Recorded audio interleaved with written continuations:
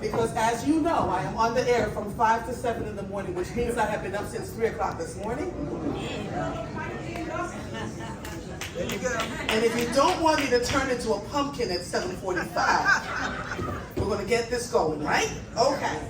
David O, good evening, sir. How are you? I'm doing great. All right, now. We'll just try and sit like a lady again. There you go. All right. Okay.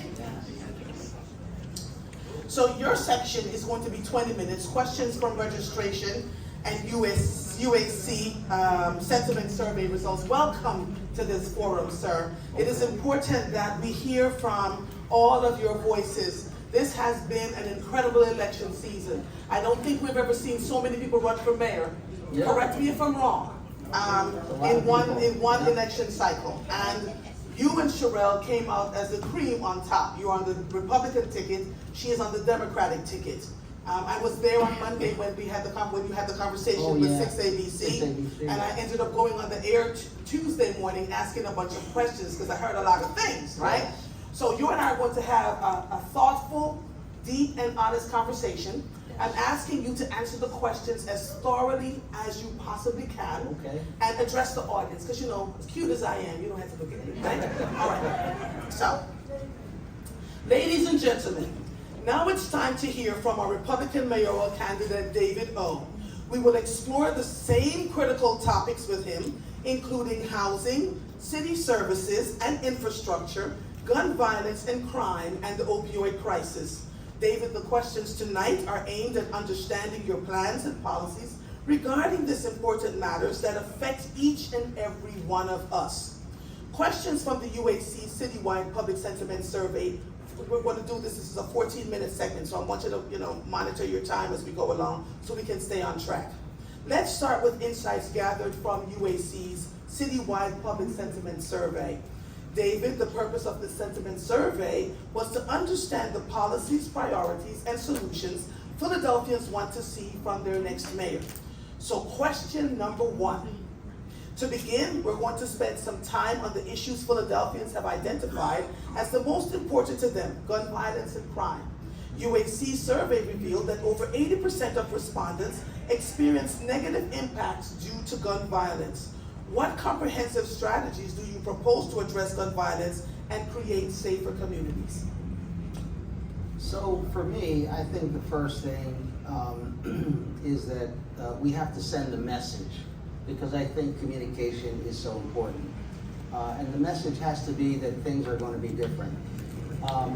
When we say that, people have to see something that immediately shows them that that's true. For me, I look at many of the communities that are not served. And I think when people do not feel safe, and when they cannot count on 911, and when they hesitate to call the police, or the police are not around or at their service, that indicates to them that they're not cared for, that they're neglected, that they're disregarded. And so we do know that there are safe neighborhoods, and probably when they call the police, they're right there, very courteous, very kind, and they probably don't have a lot of crime in those areas, so those officers are not stressed out. But in the neighborhoods that have a lot of crime, the officers are not available. Sometimes there's only 2 police cars working. And so my first thing is, if we look at the total number of officers currently available, we're short probably at this time by about 1,400. So we have to stop the number of officers that are leaving our police force. We have to begin to hire police officers, and we have to make up that difference so that we have a full roster. But it's not simply putting more bodies in. We cannot lower our standards in order to bring them in. So I do find plenty of places where we can hire police officers, and there are several places. One is from the National Guard, military, the other from our immigrant communities. And then finally, we have a lot of folks that would like to be police officers. They want to serve, they're very well qualified. The only thing that is stopping them is they have a little bit of debt. And what I would do as mayor, I would get rid of that, because I don't see why that matters. In other words, we're the poorest big city in America. Who doesn't have debt?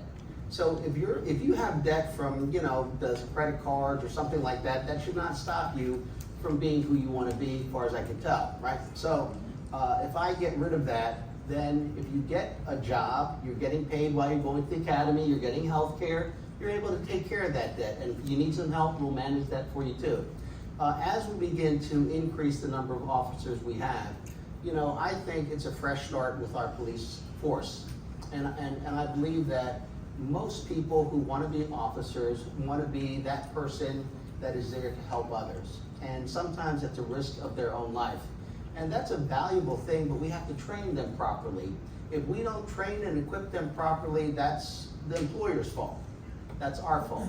So I want to do that. I want to hire a police commissioner from Philadelphia with experience in Philadelphia to show what our police department is about.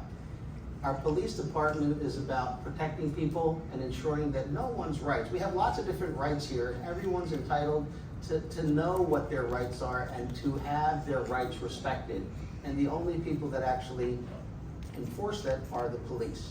But when the police come, when we put them in those neighborhoods where there's a lot of gun violence, where they're not currently there, when we put them in public transportation and around schools and rec centers, when they put them in gathering places so people feel protected, that is a way of showing people that we're aware of the problem and we do care, and we'll be there with courteous and helpful service. That gives me an opportunity. That gives me an opportunity to immediately clean up those neighborhoods. When the police come, the neighborhood gets clean. And we can keep it clean because we have police officers there. We will stop the illegal dumping. We will stop the illegal tractor trailers parked in front of people's homes. We will do that type of thing. And with that, we can then do the parks, clear out the lots, and begin to look at least 3 things that need to be reformed that touch most people in their communities. One is the school, the most important thing. The schools have to have a level of equity. We cannot have schools that are so dramatically different that people can actually tell that my school is not as good as that school. Because what does that say about me and my neighborhood, my community? And it's a violation of the law. It's illegal to do that, should never happen, and we should not tolerate it. So one is, I need to put together, through the school district, a master plan of providing equity of facilities, resources, and curriculum, as well as the type of things that people want, like music, art, gaming, devices, those type of things that are relevant. And then I look at the 2 other things. It will be libraries and it will be recreation centers. So for me, thank you. Well, what happens is those hours have to match your needs. If they're open and nobody's really using them, that's a problem. So we're going to change the hours. We're going to change the accessibility. What I also want to do, first of all, every place has to be safe. School safe, subway system safe, rec center safe, every place is safe, library safe, and well maintained. But what is in the library to me are really some valuable things. The first thing I'll say, which many people kind of might find a little odd, is credit. Credit and debt in your library. Because one of the biggest problems we have in low income and poor neighborhood is a lack of an ability to have credit. But your library card is a credit card. In other words, you go get a public resource, you treat it well, you return it on time, that's credit. You do that, you get 2 books, you get 4 books. But what if you could use your library card and get a violin, or an electric guitar, or a science kit, or an Apple computer? What if you could use that library card to get a gaming console? And your friends had said to you, where'd you get that gaming console? And you said, in the library, with my library card. And your friend said, I want to get a gaming console like that too. And they went to the library, but they don't have enough credit. Well, we could work with the school. You take this math test, you get a 98, we'll increase your credit so that you can increase your credit. We want to train you, teach you about credit and debt so that when you get a credit card, when you get a loan, when you buy a car, you know how to take advantage of credit without getting into debt. Okay, thank you. Although crime data shows that many more men over the age of 45 are perpetrators of gun violence, nearly 70% of survey respondents cited youth-related issues as a primary driver of crime in the city. What do you make of this misperception, and how do you support Philadelphia's youth? So I think there are many reasons that have culminated over many years, and some of it is very complicated, how we ended up here. And there's a lot of different factors. I think history is very important.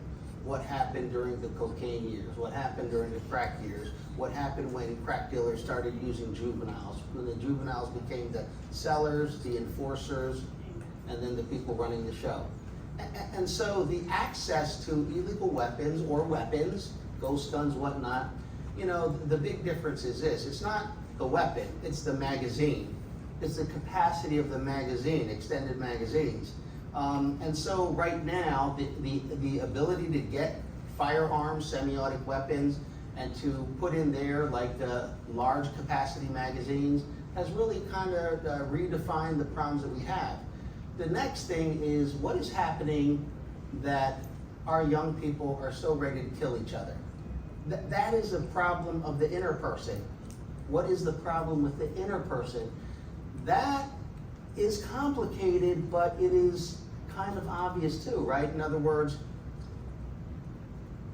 when a young person is lamenting that they have no future, that they have no pathway, that they have no light, when they have those type of issues, when they feel totally treated unjustly and unfairly, they are, you know, they are on a verge.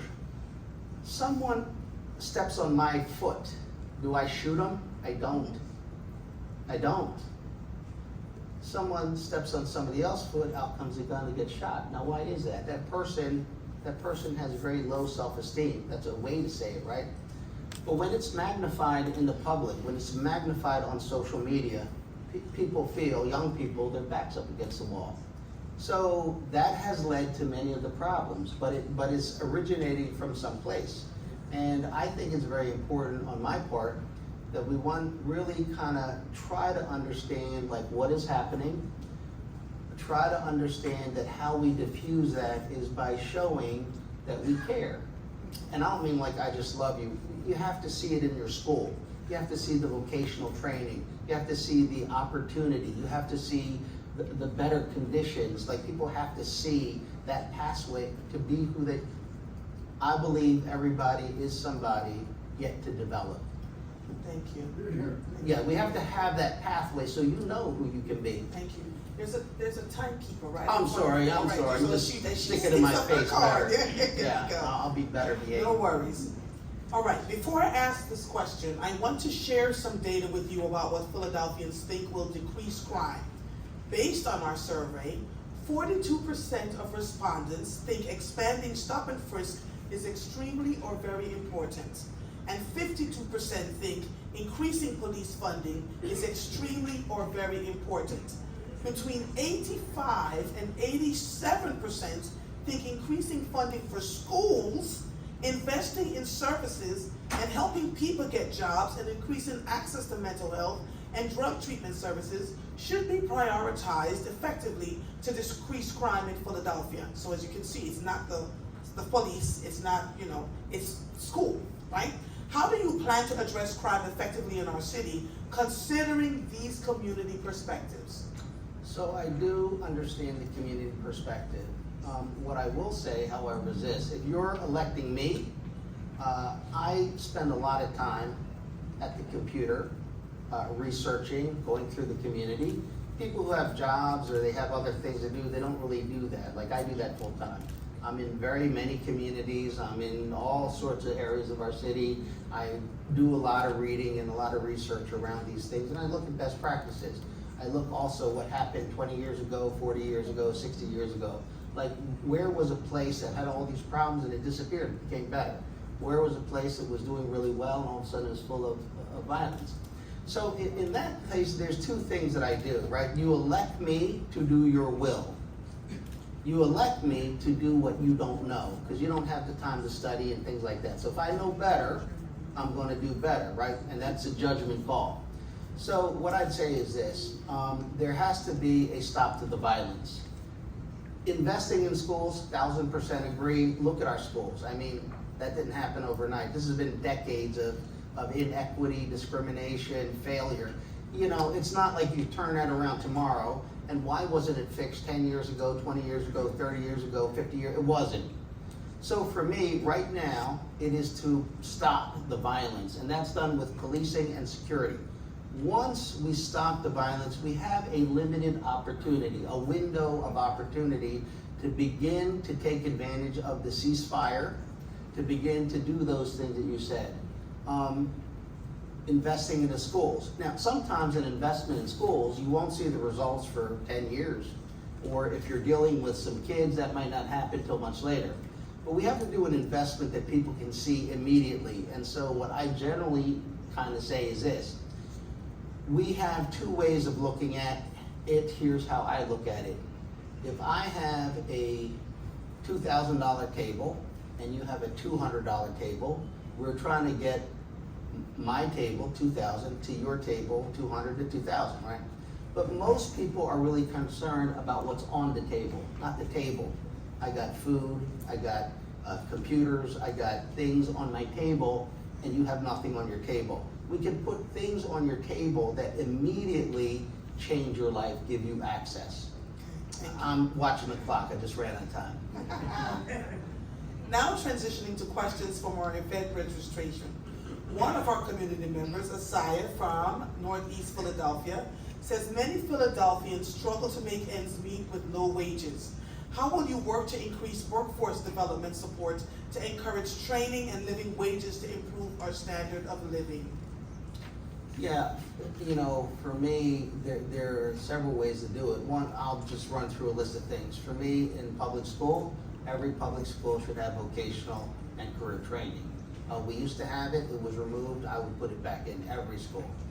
It's not a thing where you have to go to that school, your school.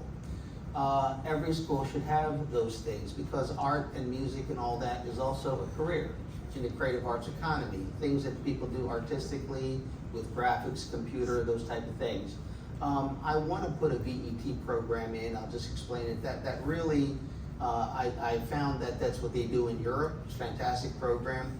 If you know who you want to be right now, or even when you're younger and you say, I want to get certified in this type of profession, like maybe a technology or something like that.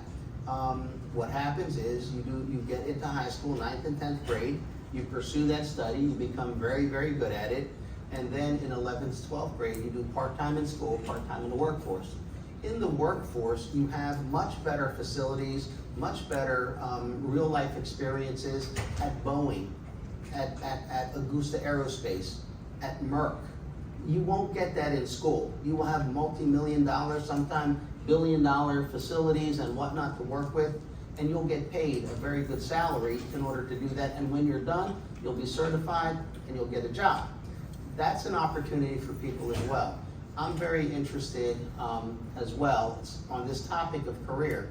Like, we have underfunded the schools, we have underfunded community college, and I'm saying that because there are requirements. For example, community college, the formula is that 1/3 the state, 1/3 the city, 1/3 the students. That means if you go to community college in total, that you pay in tuition 33 1/3% of the operating budget. But right now, students pay 55%.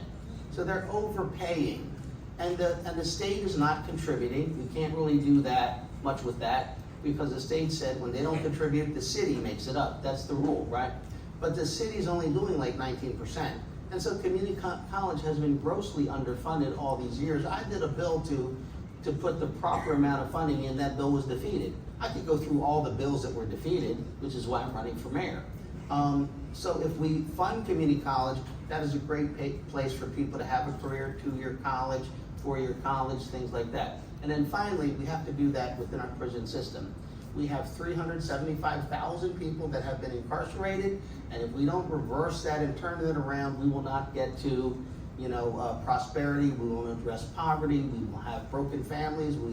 So there's ways we can do that by connecting our children with their parents while they are doing their time and encouraging them to pursue a career. But the city must bring those jobs here. That is something that's really lacking in our city, our effort to create and bring jobs that people can get paid and build a new life with. Thank you.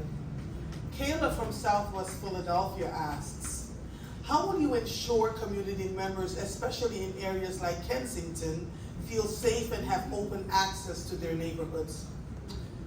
You know, I think Kensington is just a prime example of government policy that is very harmful, intentional, and discriminatory. How did this one area of the city end up getting no services, no policing, no safety? You know, it's intentional, right? So the first thing I would do is this. I would just let everybody know this whole thing in Kensington Avenue, that's over. What's over? The fact that wherever you are, in Bucks County or Chester County or in Berks County, wherever you are, that you get whatever you want, heroin, fentanyl, whatever you want. You rather come to Philadelphia because you could do it just out in the open. Purchase your drugs, prostitute, find prostitutes, sell, all of that has damaged the community. So now there will be laws and law enforcement and people will have rights and things like that. I believe when we start to enforce the law, we will not have as many people, because over 50% of the people in Kensington are not from Philadelphia. And they keep coming in and we cannot serve them. If I take in 2 stray cats, I'm a good guy. If I take in 200 stray cats, I'm killing cats. We have too many drug addicted people there, and what they leave behind their community is detox, mental health, behavioral health, and drug addiction services that are part of their county.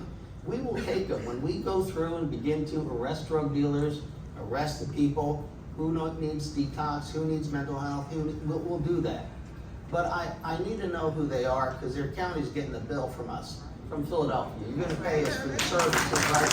And then you're not gonna be back out on the street. So that is a beginning way of saying, listen, you are gonna be treated equally in our city, and then the government created the problem in Kensington. The government will have to invest to bring back the community that it destroyed. And so I will put money into Kensington to replace that drug economy with restaurants and with arts and with innovation and with small businesses. We have to rebuild a community that was destroyed by government policy. Thank you. We now move on to the questions from our community listening session held on October 4th. Please, if you have any questions you would like to ask, jot them down on the provided note cards and raise your hand when you are ready. Those note cards are sitting on your seats, and I see you have questions. All right, grab and send them my way. We will ask those questions in our next section. With that, I welcome Elijah from Colors Organization to the mic. Elijah, are you there? Hey. Hey, hi everyone, how are you? I'm Elijah Summers, I'm from the Colors Organization. We are dedicated to empowering LGBTQ plus communities of color around Philadelphia, and our focus is holistic wellness, safety, and community mobilization for marginalized communities. Our question is, how will you collaboratively and inclusively address challenges faced by LGBTQ communities, such as resource allocation for community well-being, enhancing health, and actively involving marginalized communities in creating a safer and healthier Philadelphia? Yeah, you know, our city is a city of neighborhoods, and it's also a city of different communities. And each community, whether it be LGBTQ or whether it be the Mexican American community or the Lithuanian community, they have different perspectives and different things that bind them together. When it comes to how the city serves, one is all services have to be accessible and equitable. They also have to, for example, be delivered in the language that is comfortable with people, or in the culture that people are comfortable with. I think, at least for me, we look at generally, like within the community, LGBT community, they have service providers of their own, as for example, the Mexican or the Chinese community. Then it's a matter of funding them in a way that is meeting the needs. What are the needs of the community? That is something that we have to have that understanding from the people in the government that allocate the money to who is requesting the funds, and then what services are needed and how those services are distributed. There are other issues, I think, that come around how, for example, there was a recent issue around some violence in another city, and in answer to a call, I asked the police commissioner if we could put together, we have a LGBTQ police association. Can we put them together voluntarily to go to the neighborhood, but not just go there and show like we're gonna protect? To first ask, what is the right apportionment?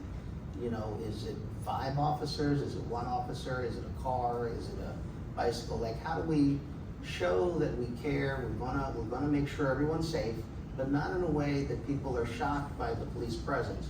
We wanna let them know that these are officers who volunteer, they're part of the community, they wanna serve in a way that they're being helpful to their community.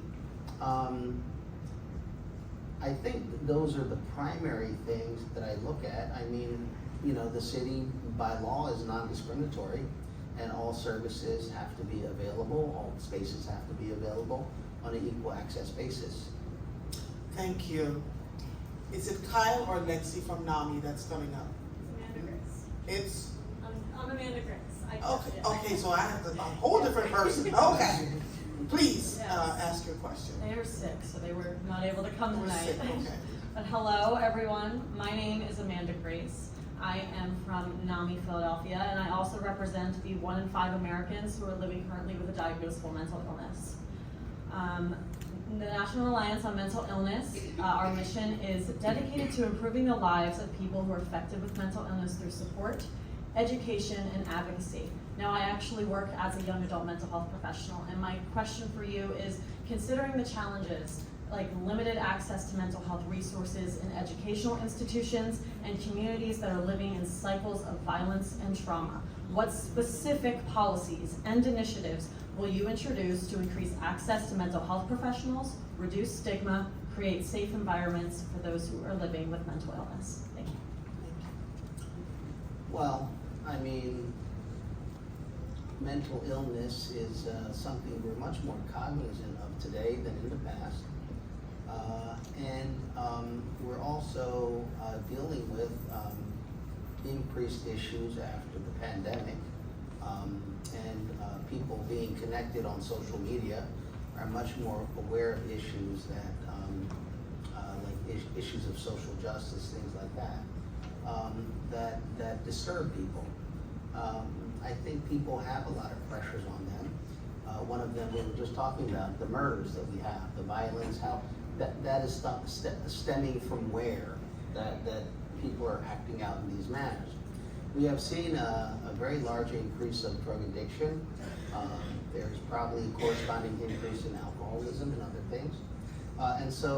Trying to present interventions at the earliest possible point is important. I don't know what the trends are, right? Sometimes they peak, sometimes they drop, but I think we're right now in a peak area.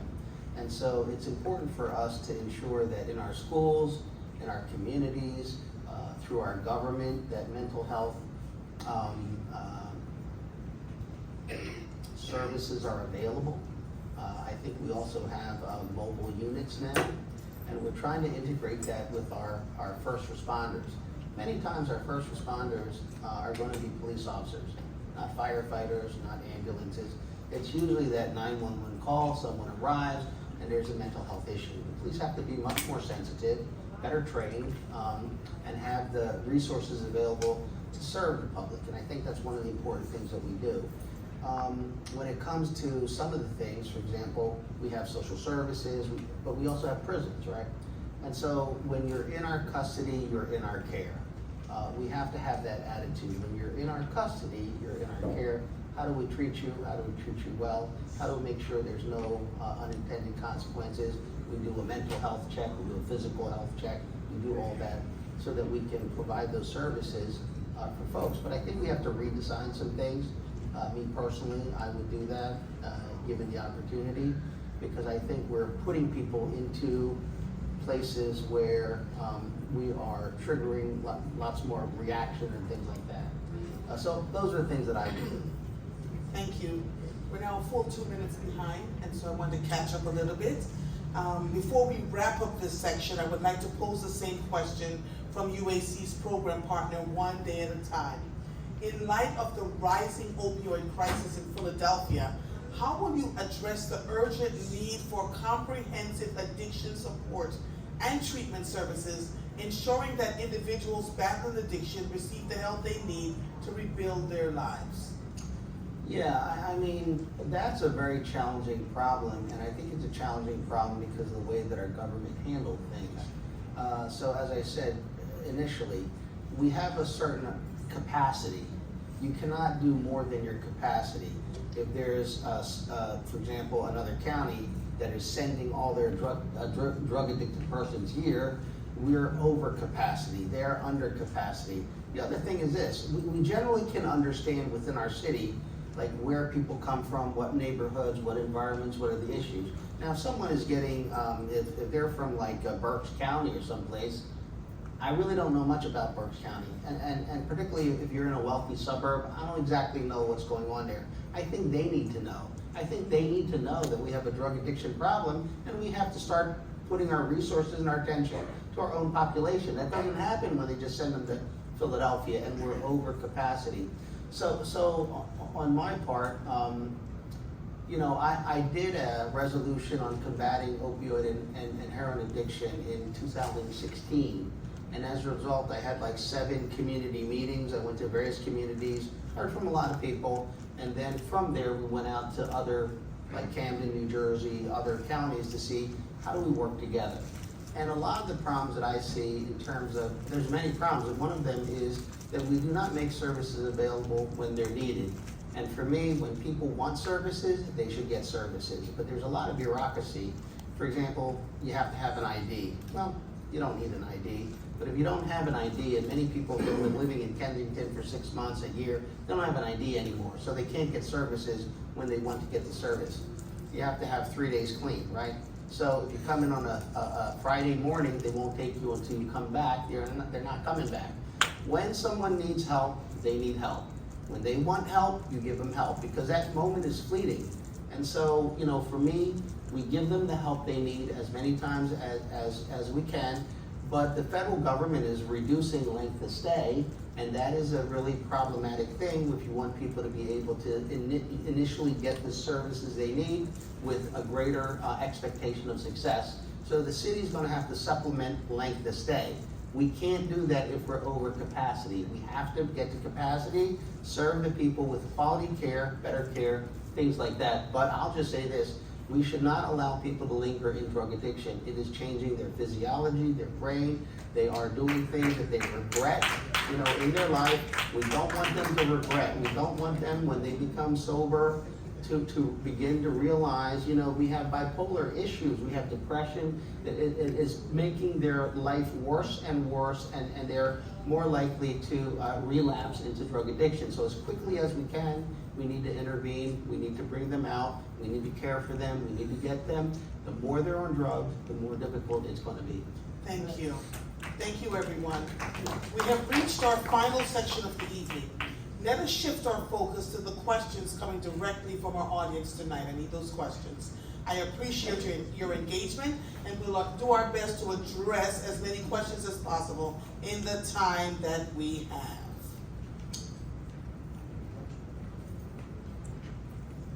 Only 17% of our nation's law enforcement are crisis intervention trained.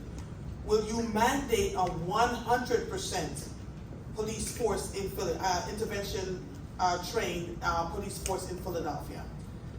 I don't know what when we say that, what exactly we're talking about, the length of the course, but in general, yes. You know, I have put in efforts while I was in city council, minimum force training, better technology, more kind of transparency. Mm-hmm. But yeah, I mean, we train our officers in just a very limited way. And they need to be trained in other ways. We train them in maximum force. We need to train them in minimum force. We need to train them so that they're able to serve. It doesn't have to happen all during the academy. You go to the academy, you get your basic education, you become an officer, we give you additional training. It should be a continuous thing. The more we train, the better they are, the happier they are, the more competent they are. The more we train, we identify who should not be an officer. Not everyone should be doing things, right? Some may be behind the desk, some may be here, but not everybody needs to carry a gun. Some people are just not built for that. And if we train, we will find out that you, fantastic, but we're not putting you on the street. Right? You are not built for that. And the failure to train is the failure to identify, and it ends up tragically for not just, you know, the person who was harmed by the officer, but the officer themselves. If they got themselves into something because we did not prepare them, that is the city's fault. Thank you. Mr. O, explain, please, how rent control stabilization can work in Philadelphia. So I am not clear on rent control stabilization in this sense. What I look at primarily is this, like our city, to me, illegally assesses property. It's improper, and they're overtaxing people all throughout Philadelphia, especially the most vulnerable, poorest, senior citizens, fixed income, low income, high crime areas. So people know what their house is valued at, and by the way, you could go to a bank and find out if you get a loan and insurance.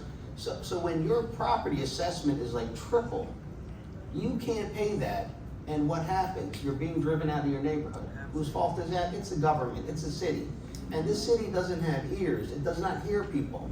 What does it listen to? It listens to the political establishment. It doesn't hear the people. And the people have been crying out for such a long time. I put in bills to halt and stop. My bills are defeated and defeated and defeated. So listen, I'm running for mayor because I'm tired of getting them defeated. But I would halt, I would stop the assessment process. I would require that they do a much better job. You know, we're a city and neighborhood, so we have two houses exactly alike, and they're like a mile apart. But this house is, assessed at like $600,000. This house is not worth $600,000. It looks exactly alike, but this neighborhood, there's no good school, there's a lot of violence, there's crime. This same building is not in the same condition. And so that is a problem when you start assessing properties that are not at all like similar, and then you end up pushing people out. And then when someone goes and a developer gets the property, put all that money into there, but they're only gonna pay the the taxes of the initial amount, not this, but everybody else's property values goes up because they're not supposed to assess your property higher because someone put in an investment and is getting a 10-year tax abatement. That is an artificial issue, right? So I would solve all that, and I would fire the people in these departments, and I have tried to do that, and I can't get anywhere in the city council on that. The last question Yes. I have for you, sir. Philadelphia currently double taxes businesses. How do you plan to attract business in light of this to bring jobs to the city? Yeah, I wouldn't do it. Me personally, it's ridiculous. I never liked that rule. Like, you gotta pay taxes, you didn't even make any money, so you gotta pay twice your taxes when you start. Like, you're trying to make people not, be successful. We need entrepreneurs. We need entrepreneurs, and we need, particularly in our city, the number of black-owned businesses is far less than when I was a kid. In the 1960s, we had far more black-owned businesses. They were much more successful. Father to son, mother to daughter, all of that has been gone. And now we have to rebuild that. We have great opportunities if our government would help people become successful. And, it is a big problem, but like you said, I would definitely tackle that. Okay, thank you. So thank you everyone for your questions. I also have one final question for David. Considering the rich conversations we have had throughout this election season, I'm interested. What did you learn from other candidates over this election season? And how might you incorporate any of their ideas into your policy and focus if you become mayor? Well, I don't wanna lie. Listen, there are some candidates, and I respect them because they're very clear about what they believe in. I disagree with them, that's all, right? But they stand up for what they believe in. And I respect that, and you could have different opinions. There are other candidates, they seem to say whatever is popular at the moment, and I don't even know what they think, because anytime they say something, their whole platform changes. So I haven't really learned anything from them, except if you tell people what you want to hear, they want to hear, they'll clap for you and maybe elect you. But that's not a good thing. That's not good at all. And then finally, candidates have very different perspectives. So we've had some candidates who, they come from a lot of wealth, and they have a wealthy perspective. We have, someone who's like a business person, they have a business perspective. I think it really comes down to not who's the better person, who's the right person. What do we need today? Like when I have a problem in my bathroom, I don't need a carpenter, I don't need a bricklayer, I need a plumber. Like right now, we have violent crime, we have gun violence, we have a lot of healing that needs to be done, whether it's drug addiction, murder, violence, self-esteem issues. There are a lot of, and they are produced in many ways by our government, just in how they treat one like the favorite son and one like this ugly stepdaughter, and people feel that and they see that, and it causes them, to be very unhappy about things. I cannot, overemphasize that many things start with the heart and with the mind. We have to heal the heart, heal the mind. At least we treat everyone with respect and courtesy and equity and equalness, and that will do a lot of good for us. So for me, I think who is the right person to deal with violence, who is the right person to deal with drug addiction, who's the right person to deal with repairing the schools, and who is going to disregard the political culture and political infrastructure to step on those toes and make those changes and hear the people. And I think that's critical at this point. I think people are sick and tired of what they already know happens. That's why they don't vote. They don't think it matters. But yeah, you need someone to come in and clean house. Thank you, sir. Thank you for joining us this evening. And, travel safely as you make your way home or to your next meeting. We appreciate you. Please give them a warm.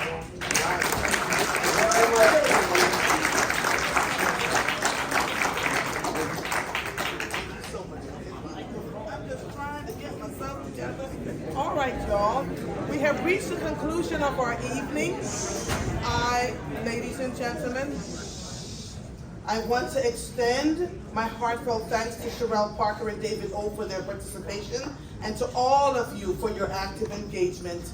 Tonight we witnessed the power of democracy in action. Your questions, concerns, and ideas are vital to the future of Philadelphia. Your voices matter, and they will echo in the decision our next mayor makes. As we wrap up, I encourage each of you to carry this energy forward. Talk to your neighbors, friends, and families about the issues that matter most to you. Encourage them to vote, to engage in these conversations, and to be active participants in shaping our city's future. Remember, democracy isn't a one-night event. It is a continuous dialogue, a shared responsibility, and a commitment to making our city better for everyone. Stay informed, stay engaged, and stay passionate. Let's carry this momentum into the voting booths on November 7th. Thank you once again for being here tonight and for being advocates for change and for believing in the power of community.